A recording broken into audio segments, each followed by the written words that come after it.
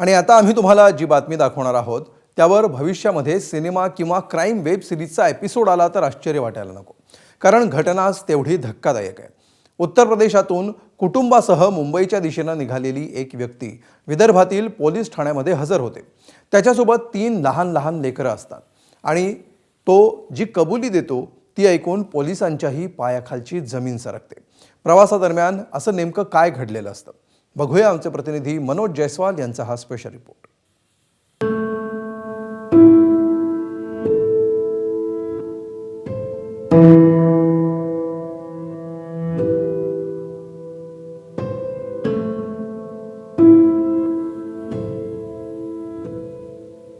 उत्तर प्रदेशातली ही Baleno car एका हत्येच्या घटनेची प्रमुख साक्षीदार आहे. जर या कारमध्ये कुणी प्राण फुंकले असते तर काळजाचा थरकाप उडवणारी घटना तिनं जशीच्या तशी सांगितली असती. उत्तर प्रदेशातल्या गौतम बुद्ध नगर जिल्ह्याचा रहिवासी असलेल्या 29 वर्षांचा सलमान खान पत्नी हसीना बानो आणि 3 मुलांसह बलेनो कार घेऊन मुंबईच्या दिशेने निघाला. कार समृद्धी महामार्गाला लागली. सलमानला पत्नी हसीनाच्या चारित्र्यावर संशय होता. त्या दोघांमध्ये या कारणावरून नेहमीच खटके उडायचे. मुंबईला जात असताना देखील दोघांचं कारमध्येच कडाक्याचं भांडण झालं. मात्र हे भांडण एवढं टोकाला पोहोचेल याची हसीना आणि तिच्या 3 लेकरांनी स्वप्नात कल्पनाही केली नव्हती. तिन्ही मुलं गाडीच्या पाठीमागच्या सीटवर झोपली होती. रागाच्या भरात सलमान खाननं हसीनाच्या डोक्यात पाण्यानं वार करायला सुरुवात केली. हसीना बेशुद्ध झाली. हसीनाचा मृत्यू झाल्याची खात्री पटत नसल्याने सलमानने ओढणीने गळा आवळून तिची हत्या केली.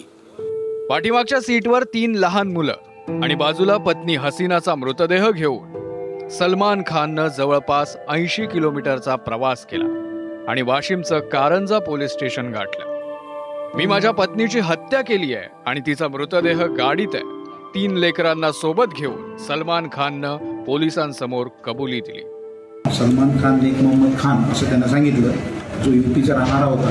तो आपल्या बलेनो कारमध्ये त्याची पत्नी आणि मुलं बसलेले होते.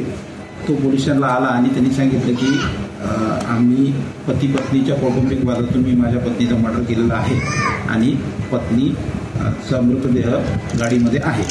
या सलमान खान नेक मोहम्मद खान याच्या विरुद्ध 103(1) BNS नुसार अपराध नोंद केला. त्याला कायदेशीर अटक करून मान्य न्यायालयासमक्ष हजर केलं असता त्याच्या 16 तारखेपर्यंत न्यायालयाने पोलीस कोठडी सुनावलेली आहे. पोलिसांनी सलमान खानला अटक केली आहे आणि 3ही मुलांचा ताबा हसीनाच्या माहेरच्यांकडे सोपवलाय. चारित्र्याच्या संशयातून आणि रागाच्या भरात आपल्या हातून मोठा गुन्हा घडलाय याची जाणीव सलमान खानला झाली आहे आणि म्हणूनच स्वतःहून तो पोलिसांच्या स्वाधीन झाला. मात्र तोपर्यंत खूप उशीर झाला होता, कारण त्यानं फक्त पत्नीचीच हत्या केली नाहीये तर आपल्याच मुलांच्या डोक्यावरून मातृछत्र हिरावलंय. मनोज जयस्वाल, ABP माझा, वाशिम.